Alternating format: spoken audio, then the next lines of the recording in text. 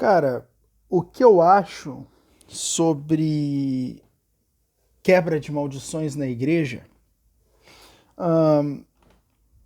cara, eu vou ser bem sincero, eu não tenho nada a declarar sobre isso. Eu não tenho nada a declarar sobre isso. Entende? É um pouco difícil dizer se é verdade ou não. A verdade é que você não tem uma confirmação. Porque é parte de vários pontos de vista. Vamos lá, ó. Se você primeiramente acredita em Deus, você também acredita no diabo, não é verdade? E porque a própria história que fala de Deus também fala do diabo. Então não tem como você acreditar em um e ignorar o outro. Entende? Quando nós acreditamos em Deus, acreditamos também implicitamente no diabo. Porque se o diabo é mentira, Deus também é. Entende? Então não tem como escapar, não tem como você separar uma coisa da outra. E bom, se existe Deus e se existe diabo, então existe bênçãos e maldições. Ou seja, bênçãos como produto do Deus Todo-Poderoso e bondoso, e maldições como produto do maligno. Entende? Aí muitos também se questionam, Eric, mas Deus amaldiçoa. Será que Deus amaldiçoa ou será que Deus abre a possibilidade do diabo amaldiçoar? Essa também é uma questão válida. Porque muitos dizem, Deus amaldiçoa quando ele castiga, por exemplo. Mas será que o castigo de Deus é dado por Deus ou será que o castigo de Deus é apenas a liberação para o inimigo agir? Interessante isso também. Mas você vê que tem milhares de perguntas difíceis de responder. E eu vou te falar uma coisa, cara. Às vezes as pessoas se acham sábias. Eu vou te dizer uma coisa. Um imbecil faz uma pergunta que 1.000 sábios não conseguiriam dar resposta. Eu tenho certeza que um imbecil faz uma pergunta que 1.000 sábios não conseguiam dar a resposta. Eu tenho certeza. Absoluta certeza disso. Então a verdade é que às vezes a gente se acha sábio, e se achar sábio é a própria idiotice. Porque a verdade é que a gente não é. A gente, na verdade, sabe muito pouco e tem uma capacidade de investigação muito baixa. E porque nem tudo pode ser captado pelos nossos sentidos. Entende? Eu não posso captar a movimentação do Espírito Santo real, de modo que eu diga, é o Espírito Santo. Entende? Eu estou vendo, eu não vejo. Eu estou sentindo, é um sentimento, mas espera aí. Será que esse sentimento parte do Espírito Santo? Será que é um sentimento que é do externo para dentro? Ou será que ele é simplesmente endógeno? Será que ele é simplesmente interno? Uma pele que arrepia? Será que a pele arrepiou porque arrepia? Ou será que a pele arrepiou porque está a presença do Espírito Santo? Entende? Não são coisas fáceis de responder. E quando você pega essa questão de se há quebras e de maldições na igreja, então, se a gente acredita em Deus e em contrapartida você tem o diabo, você acredita em bênçãos e maldições. E bom, se você acredita em Deus e no diabo, em bênçãos e maldições, então isso faz parte da estrutura do real. Porque não tem como você dizer eu acredito nisso eu acredito nisso como real e não fazer parte da realidade. A partir do momento que você acredita em algo como real, você já está pressupondo que faz parte de uma realidade, da realidade humana. Acabou? Então, se eu acredito em Deus e no diabo, nas bênçãos e nas maldições, isso faz parte da realidade humana, isso quer dizer que, então, eu acredito que existem as manifestações desses fenômenos. E que a manifestação desses fenômenos, ela de uma certa forma estão presentes na nossa realidade e eu posso de uma certa forma interagir com isso. Entende?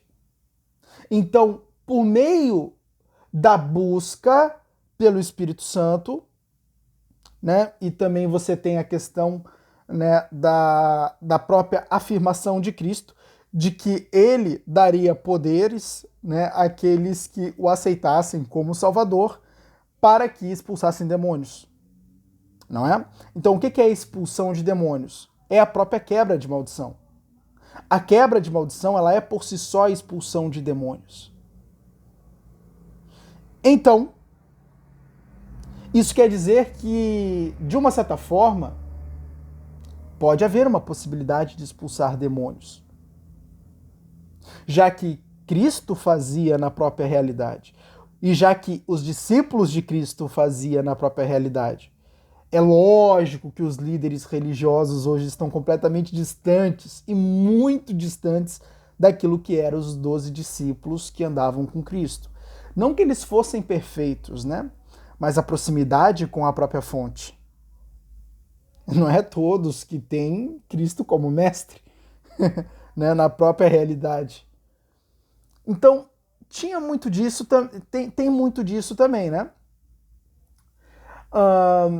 Então é uma coisa que eu não posso dizer que não é.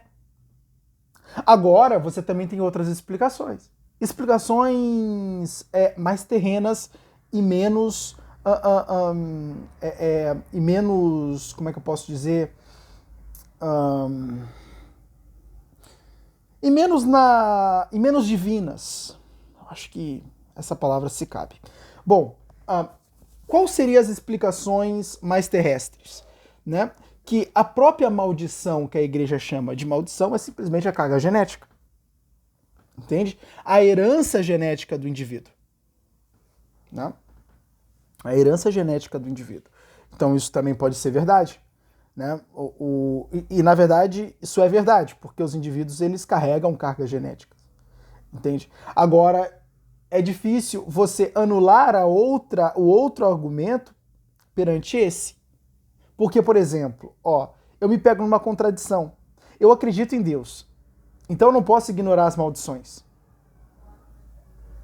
Agora, eu também acredito que os seres humanos carregam uma carga genética. Então a verdade é que uma coisa não invalida a outra. Uma coisa não invalida a outra. E você tem ambas as situações caminhando lado a lado. Né? Então, por exemplo, eu em nenhum momento posso dizer que é mentira, né? A expulsão de demônios ou a quebra de maldições. Verdadeiramente, eu não posso dizer que esse fenômeno não é existente. Entende? Até porque, por exemplo, quando a gente lê a Bíblia e a gente imerge mais na história, né, que de uma certa forma é a herança da própria história da nossa divindade, ou seja, do próprio Deus. E logicamente essa história é tudo que nós temos para conhecer o próprio Deus e a forma como ele interage conosco.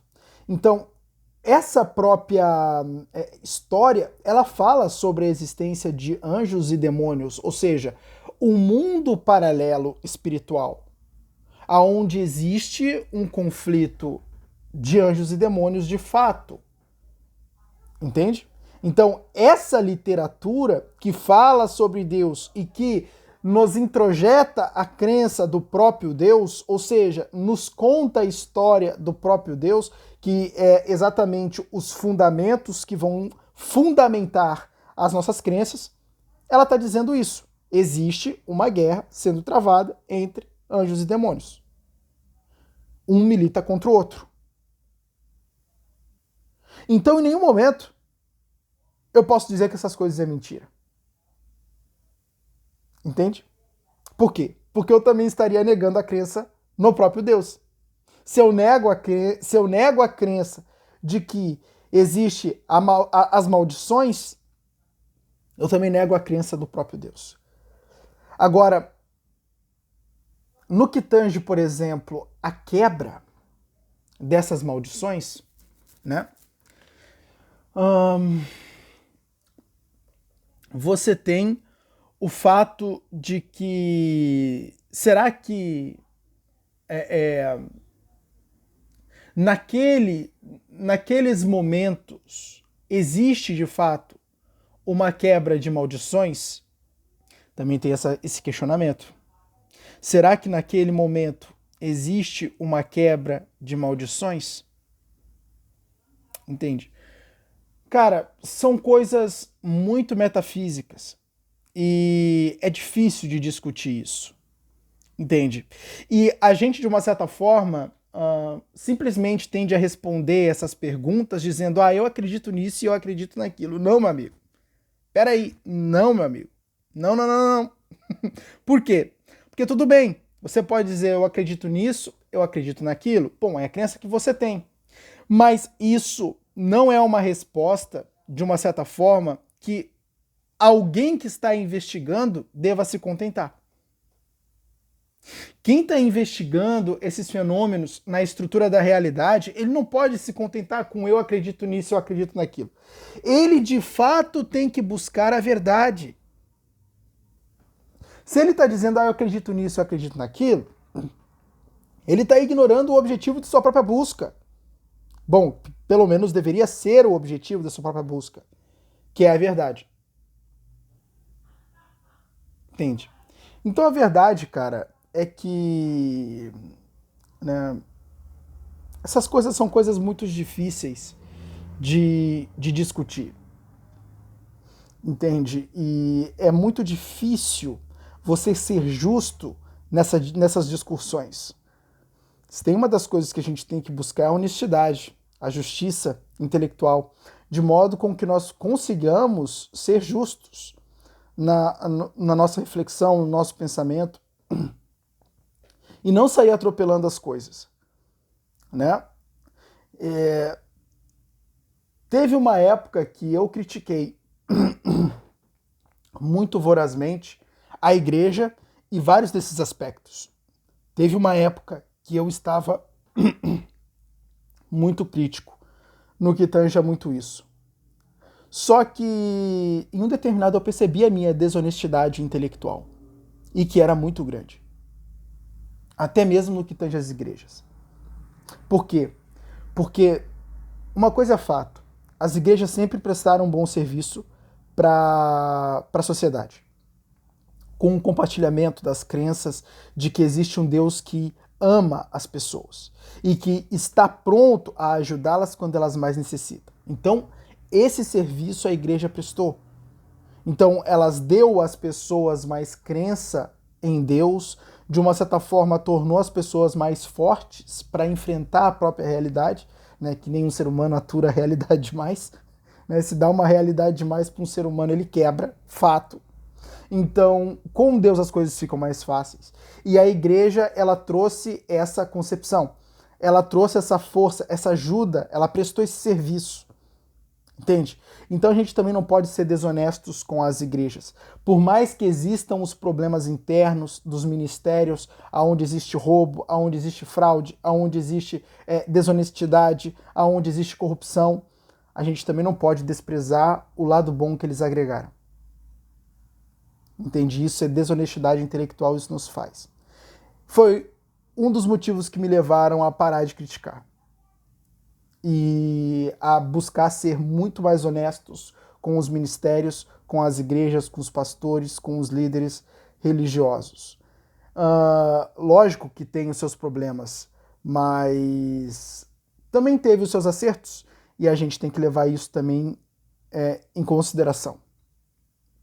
Então, no que tange a essas coisas, a gente tem que tomar mais cuidado e, de uma certa forma, investigar mais, ser mais ávido na investigação e menos ávido na crítica. Porque, cara, se você quer ser um filósofo sério e honesto, não pode sair criticando as coisas sem antes conhecê-las. Entende? Existe uma necessidade que antecede a crítica, que é de conhecimento do alvo da crítica.